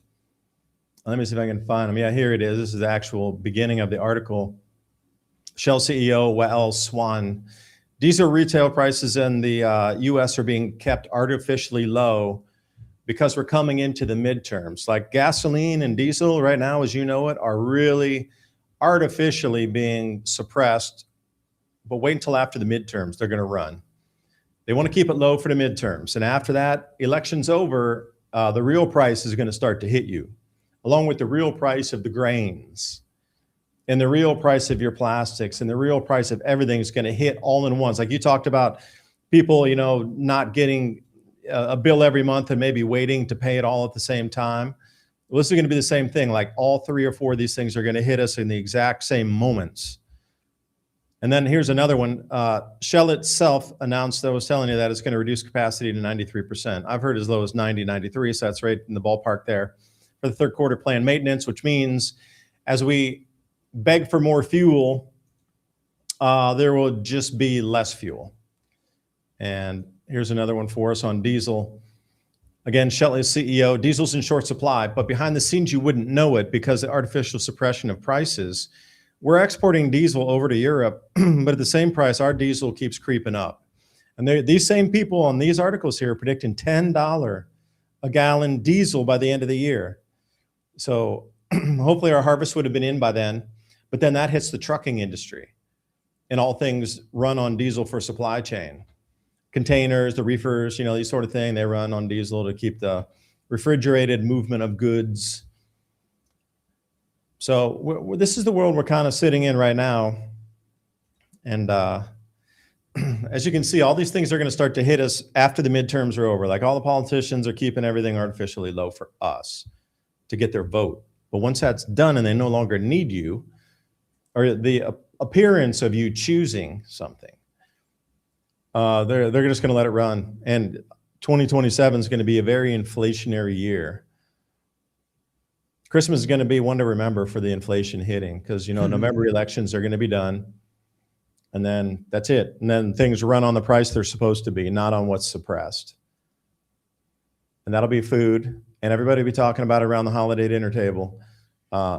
the inflation is going to get crazy, and we very well may have the stock market crash, because once Tesla unlocks its 20%, 25% of the shares here on the 11th, just a few more days, so many people are just saying, man, everybody's going to sell everything in the market at that point. The stock market's been held artificially high. They put a new high in just a few days ago, artificially, to get people to believe that it's going to keep going up. But when the insiders can unlock their Tesla shares, or excuse me, the SpaceX shares, once that occurs, the following 2 to 3 days after, then you should look for a significant decline in the markets. Not me. I'm just saying that makes sense. A lot of analysts are pointing out the same thing.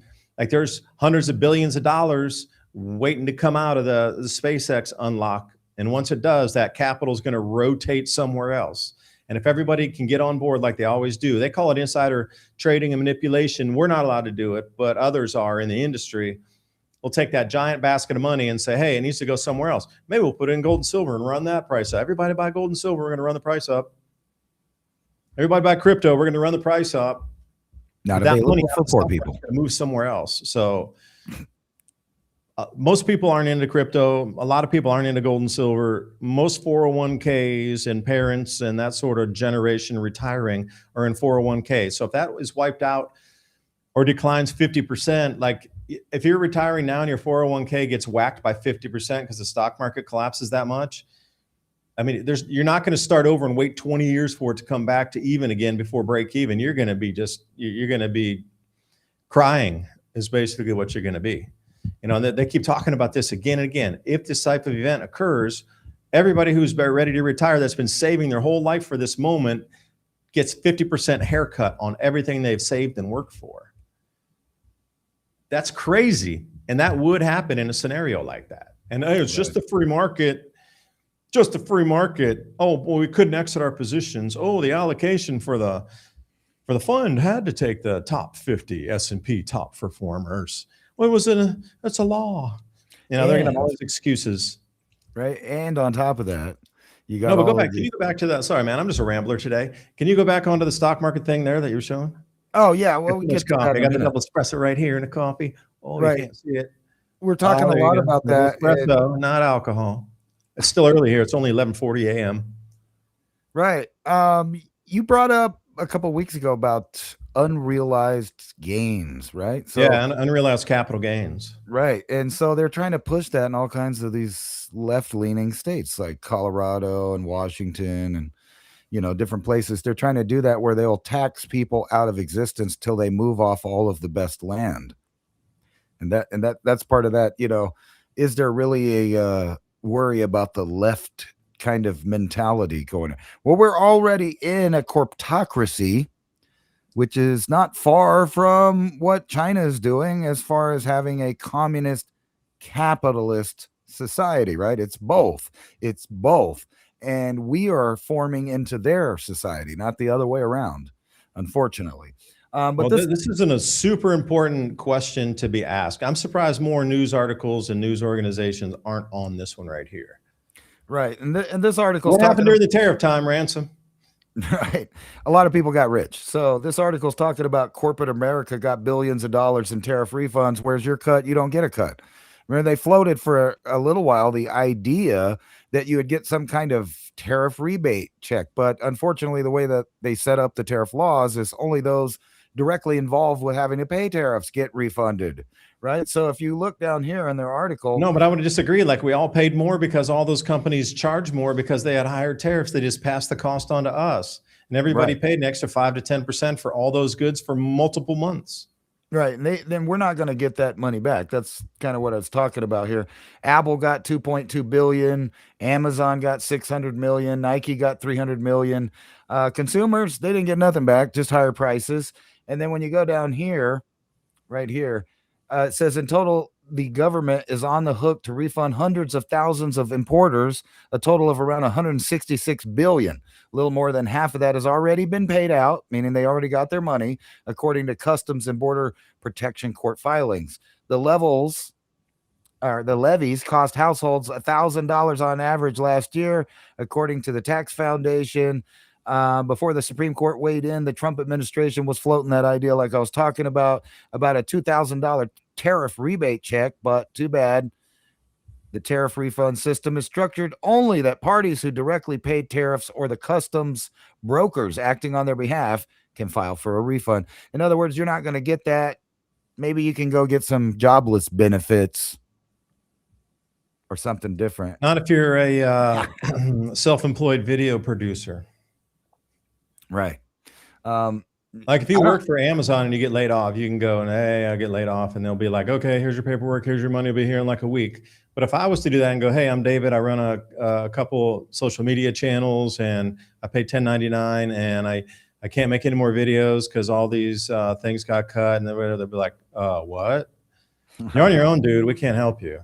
That's exactly what they'll say. But I want my tax money. Of course they do. Oh, yeah. Oh, under attack. Really? Again? Oh, wait. What tower was that they hit? The Ionic Creek Harbor Tower, full force, one of the city's luxurious emblematic symbols.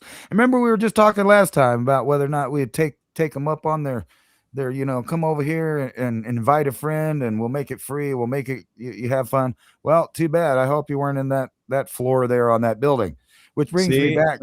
Ransom and I were debating taking a fully paid government-sponsored trip to Dubai. We might have been staying on that very floor, but we're not in the offer. No. Thank you for the offer. And but we're going to say no. Yeah, and they're based on this now. And this is more of that stuff. I'm telling you, things are not going to go back to normal. And to a comment right here, let me find it. I had it highlighted. I thought, where was it here? Let me find this comment real quick. Basically, they said they'll never go nuclear. It's all just a scare tactic.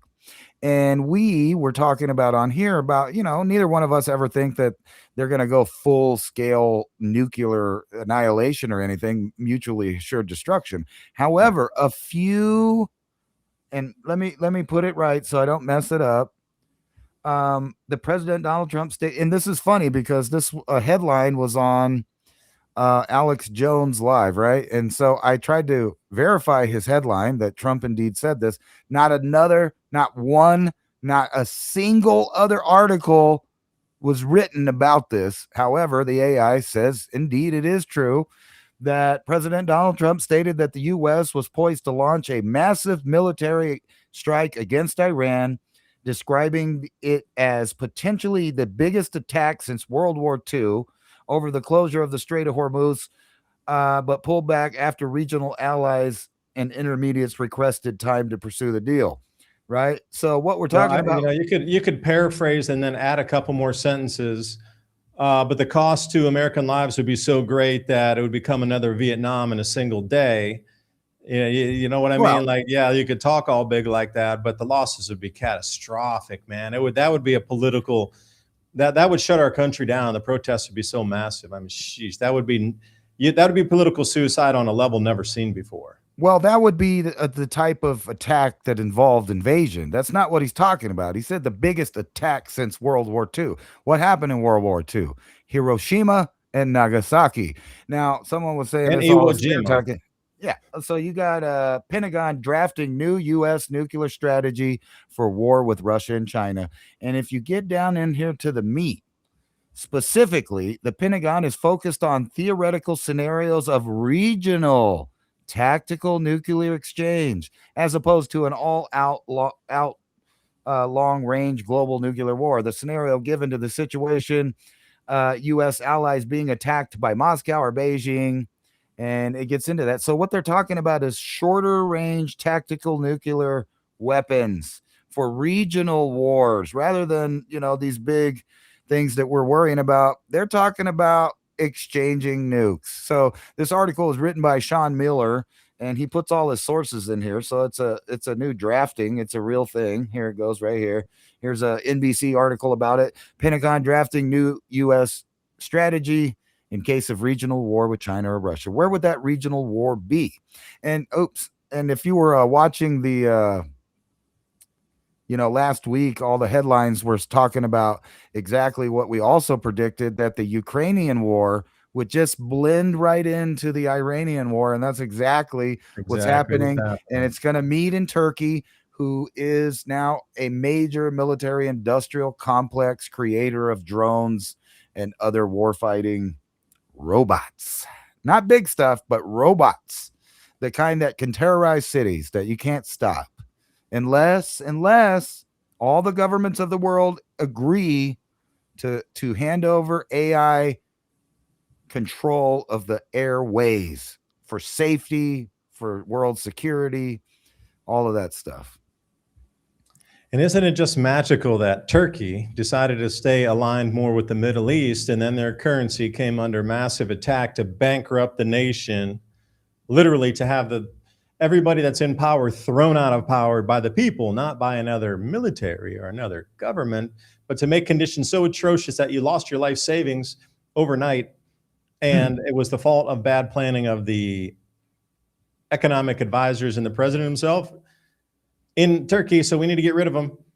But that didn't work because I guess their military is very strong, like Saddam Hussein. So they weren't able to make that happen. But nonetheless, the Turkish lira is at the lowest it's ever been. And that's why Turkey keeps buying more and more and more gold and also making deals with these other countries to try to get different currencies that are still used on the U.S. market or on the global market outside of the U.S. dollar. And if you They don't sold like all the treasury bonds, right? They sold them all. if you don't now like they're trying to it, pull back in other things that are non-U.S. related, so they don't have to worry about the SWIFT system anymore because their gold reserves are increasing, and they're under economic attack because they chose the wrong side. Somebody wants those, what you described right there, manufacturing base, to go to the quote-unquote good guys. But nobody's a good guy in history. Only the victors write history. right? They want this guy to show up at your house. Yeah, come on, dude, show up. Got my tree No, laying to use a little tree work on my property. I thought we'd talk about some of these the world's most indebted households. Some of these slides you sent me were pretty interesting here. Yeah, well, you look at it, and like the way our media is portraying it is we in America are living off credit card debt. Everybody's like, $50,000 in debt. We got it the worst ever on the planet. That's for us, for our newsfeed, to convince you that your life is not going anywhere and your economy sucks and everything. Like, I'm starting to find that all this regional news that I keep surfing through is like a copy paste for the individual audience. So they change the numbers and they change the economic figures to make it fit, because they never compare anywhere around the world except pretty much where you are. So I found this one really interesting because it does compare apples to apples. And it's not filtered through the media to just go to the local audience. And the Malaysian ringgit is down. It's the terriblest economy, worst economy in Malaysian history. Oh my gosh, why are you going to need to smuggle stuff over to Singapore to make a living? These kind of things, right? All regional, all regional. So who has the highest debt on the planet? They keep saying, America, you're living without your means, living outside your means. Actually, it's Switzerland. Household debt. Ain't that one of those nice socialist, semi-socialist nations? Yeah, it sure is. They're trying to limit the population. Wait, you're not a good global citizen. You're trying to limit the migrants coming in, dude. Wait a minute. Those cousin Marian migrants, you're not allowed to let them into Switzerland. Isn't Switzerland, Luxembourg, Norway, Australia, Denmark, Netherlands all basically those ones that are semi-socialist? Yep, private nations, pretty much. Like Luxembourg and Switzerland, you have to almost be born there, and Monaco as well. You almost have to be born there, but they got to be able the to free partake in healthcare that system. They got the free healthcare you could wait forever on.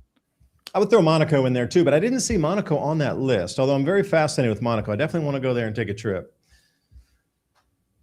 Then you got, let's see here, we got the adult obesity around the world. It's not OCD, it's obesity.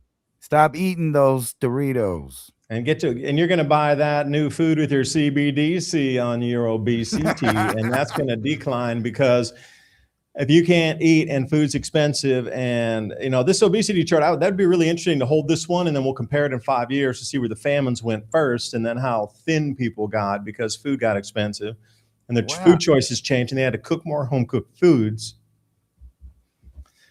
And I can't believe 42% of all Americans are like obese. What are they doing in Kuwait? I thought if you lived out there in 120, you should be thin. They use a lot of palm oil for cooking. They use a lot of real heavy oils for cooking. And I noticed that, and especially, like India too, that's another nation that just like saturate. Damn, dude, you get a dish and you got like a half-inch of oil floating on the top of it every time you get it. It's just so much oil used, like so much more than anybody could consume and burn through. I could see why. We're not But the India's kind fattest, of but we're skinny up over there there. compared to a lot of other places. Yeah, we're not, I thought that we would be worse. I thought it would be like, worse. But we are one of the few red countries there, but at least we're not like at the top like French Polynesia. We're down at 42%. So only 42% of us are fat and out of shape and have been eating the toxic food. Well, that would be the reason cooking everything and consuming a lot of coconut oils. A lot of those. I mean, your body can consume coconut oil. You need a little bit, but not that much. It's like oversaturating, overcooking, over everything, over coconutted oil, right? So you start to look at some of these places that use just vast amounts of oil in cooking. You'll start to see the obesity rates are real high in those places. I get it. There's not alternative choices. But when you look at those pictures from like the 1930s, they were cooking with the same exact stuff. And everybody was skinny and running around. And there were, look at pictures of India, look at pictures of Polynesia, whatever. Everybody was skinny, running around. I don't know what it is, what happened. The same exact, they were using the same coconut oils. They were using the same seed oil. They were using the same oils, press oils, rapeseed oil, whatever, for cooking. How is it so different today that everybody's so fat when they were using the exact same thing, but they weren't fat like 100 years ago? Well, I don't know, but I know that 12% of that of our country is diabetic on top of that. Yeah. And how many of them took all the new medications lately? Hard to tell. There's no real figures, as we saw with the Fauci ouchie testimony 101 times of Fifth Amendment protected. What color's your tie? I plead the Fifth Amendment on my constitutional right of not telling you what color my tie is.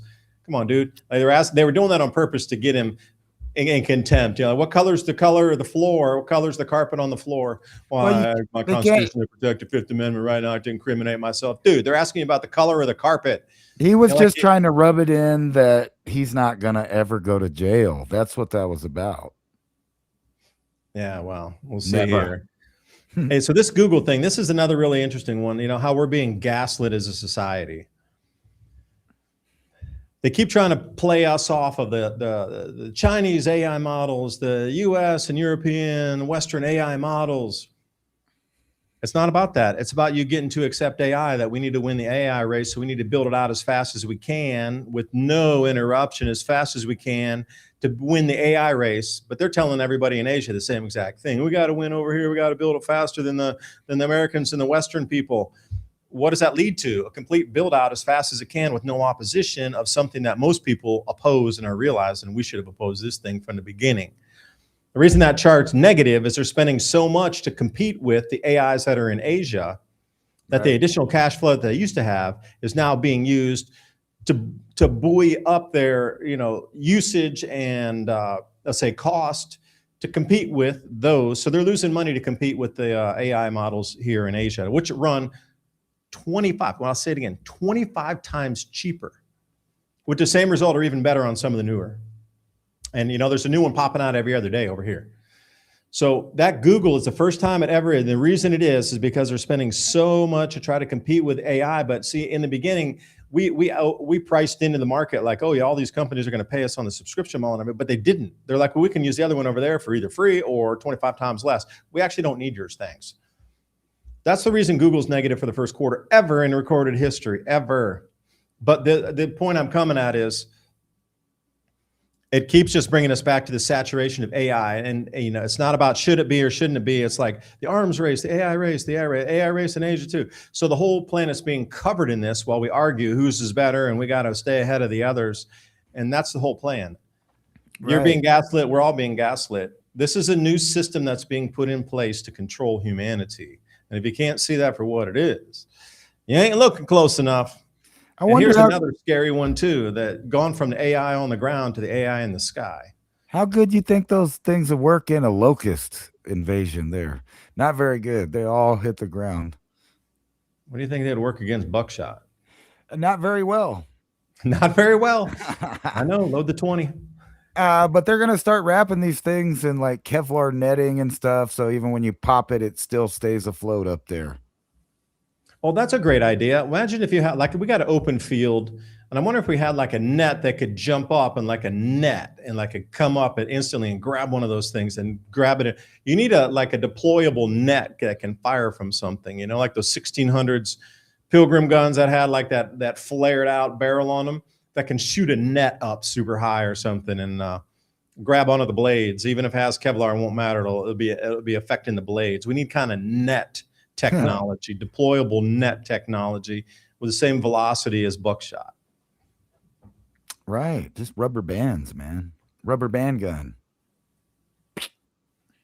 The only thing is they've already set up all the things, so you'll get yourself turned into a felony for even messing with those things flying around above you.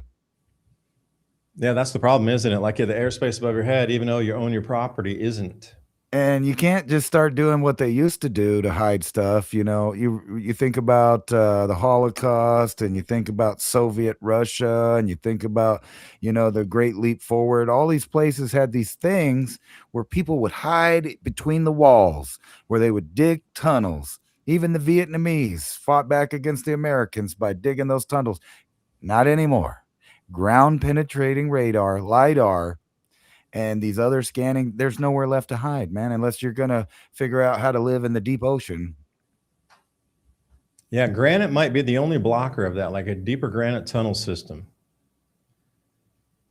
Yeah, imagine the stuff they're finding too, like ancient archaeological cities and ruins and things that we didn't know were there that are out being discovered and dug on without, in a very low key way. Hey, we found something out in the middle of Chad and southern Chad. Doesn't make the news, and they send teams out there. Oh, wait, by the way, it was the resting place of this, ancient relic that we've been looking for. From Nebuchadnezzar, used in his own hands to whatever in some mythical battle.